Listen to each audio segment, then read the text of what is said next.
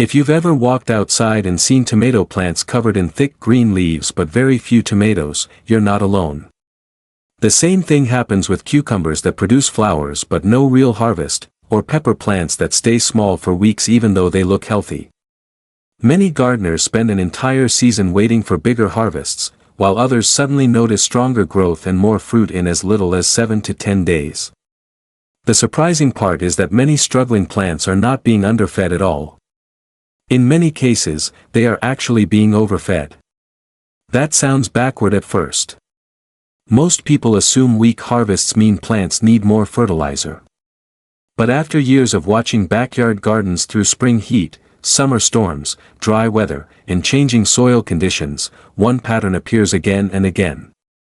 Plants often slow down because they are receiving the wrong support at the wrong stage. There is also one simple tablespoon ingredient many experienced gardeners quietly use during the flowering stage.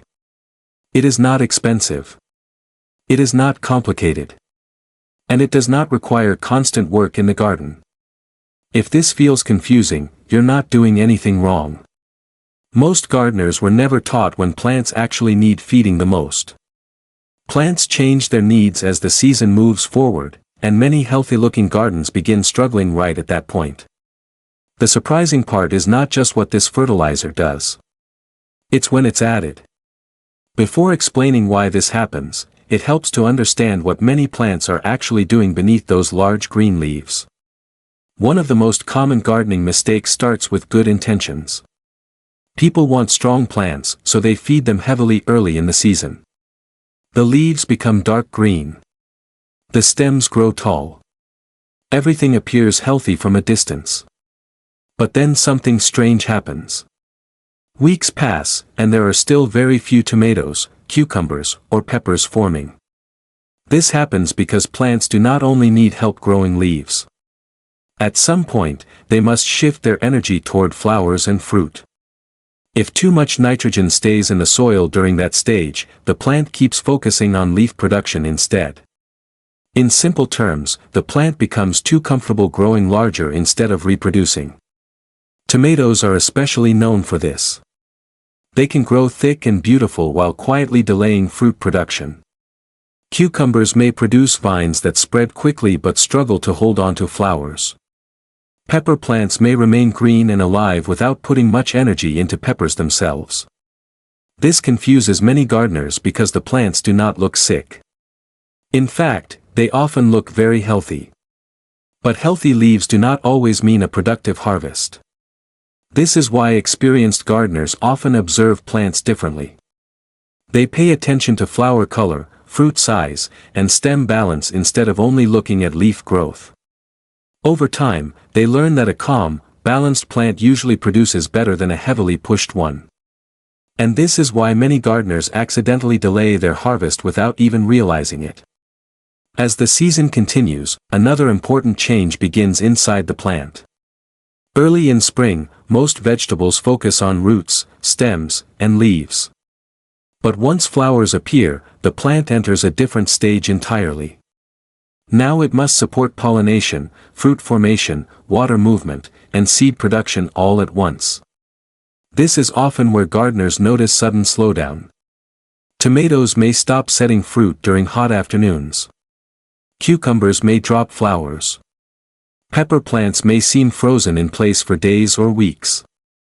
Part of this comes from temperature. In very hot climates, roots struggle to absorb nutrients properly when soil becomes too warm or dry. In cooler climates, nutrients may remain in the soil longer, but plant growth can slow from lower temperatures and reduced sunlight. Watering patterns also matter. A few very dry days followed by heavy watering can confuse fruiting plants. Soil that once seemed rich may also become exhausted halfway through summer, especially in containers or raised beds. Even experienced gardeners notice this slowdown every year. It does not mean the season is failing. It simply means the plants are entering a more demanding stage of life. This is where many people make another mistake. They respond by feeding heavily again. But more fertilizer is not always the answer. Sometimes the plant needs balance more than abundance. And this is where one small adjustment can completely change how the plant responds.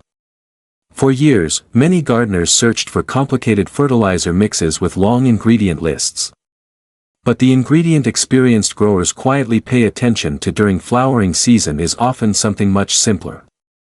In many gardens, the key ingredient is a phosphorus-rich fertilizer, sometimes as simple as bone meal or a bloom support fertilizer used in very small amounts. What surprises many gardeners is that plants need far less than people think. A single tablespoon placed carefully near the root zone can sometimes support flowering better than repeated heavy feeding. Phosphorus plays an important role in flower formation, root strength, and fruit development.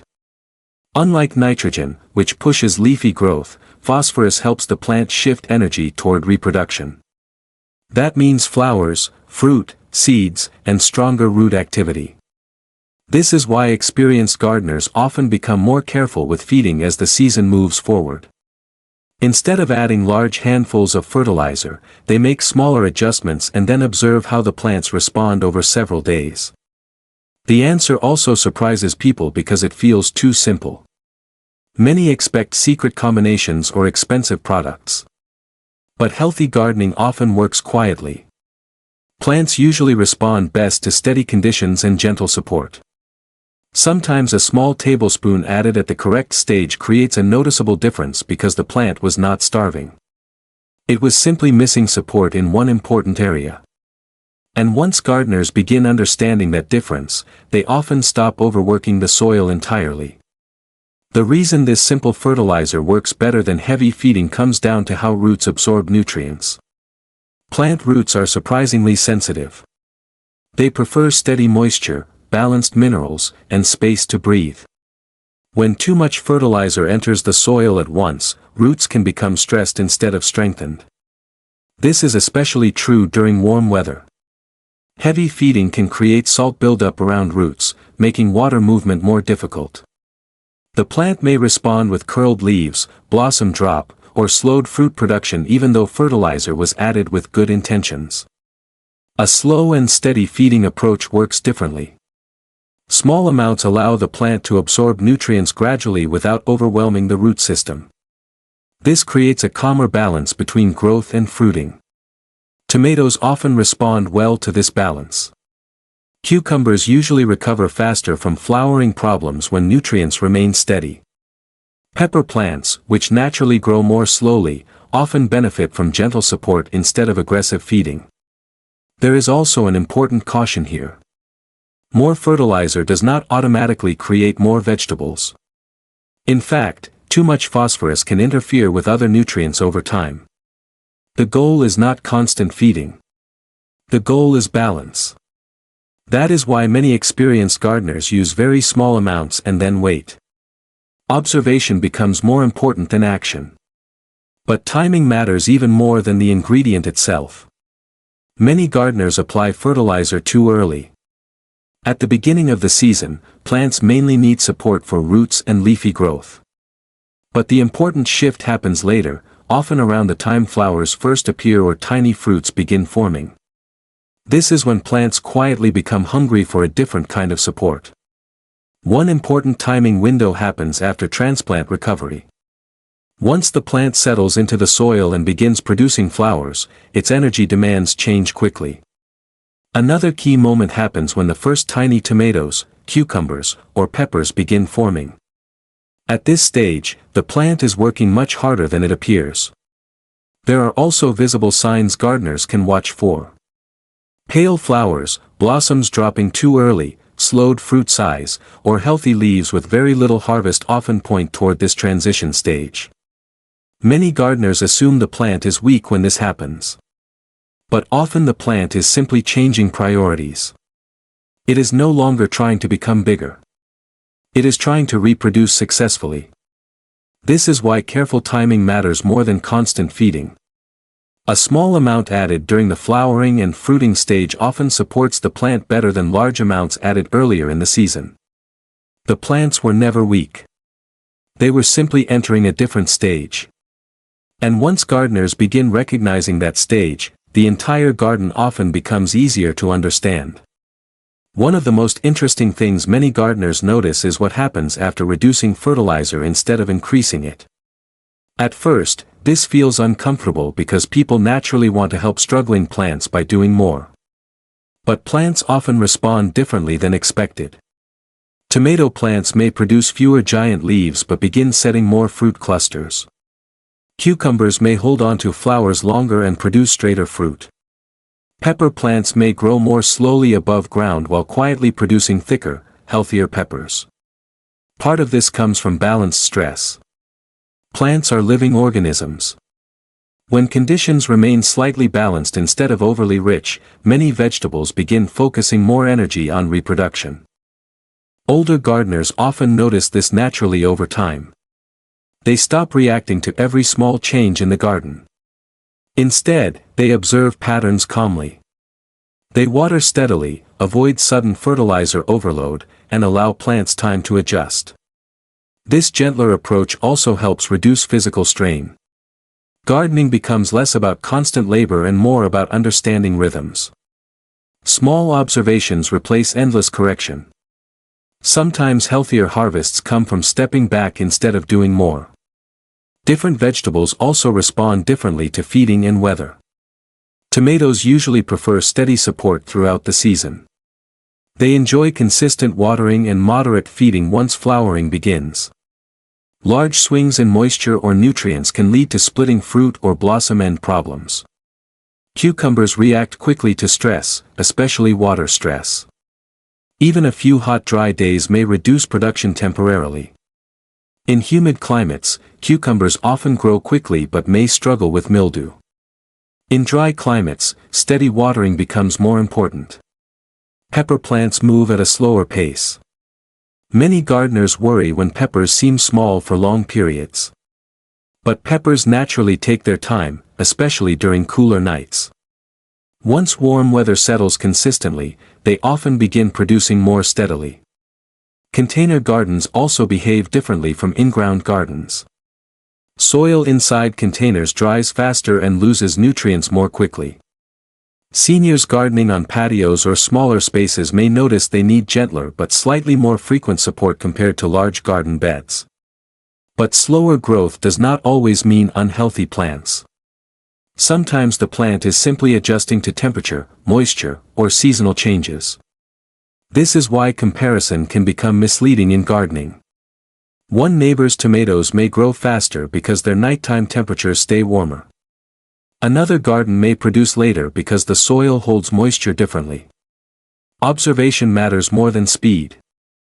As the season continues, small signs begin appearing when plants finally turn the corner.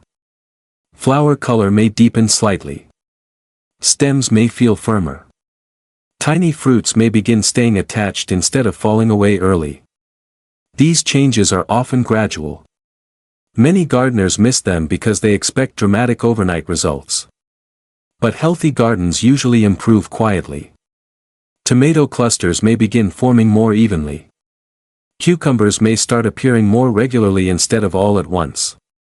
Pepper plants may suddenly hold several small peppers after weeks of slow growth.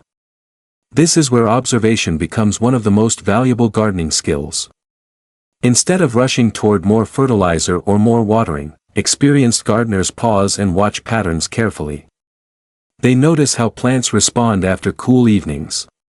They observe how soil feels after rain. They pay attention to how flowers behave during heat waves. Gardening success often comes from noticing these small patterns instead of constantly searching for stronger solutions. And this final mindset shift may matter more than the fertilizer itself. The gardeners who harvest the most vegetables are not always the ones working the hardest. Very often, they are the ones who understand balance. They know when to water and when to wait. They know when to feed lightly and when to leave the soil alone. Plants already know how to grow. Most of the time, they simply need stable conditions and patient observation. This can feel reassuring, especially for older gardeners or anyone who wants gardening to remain peaceful instead of exhausting. Small adjustments usually outperform constant fixing.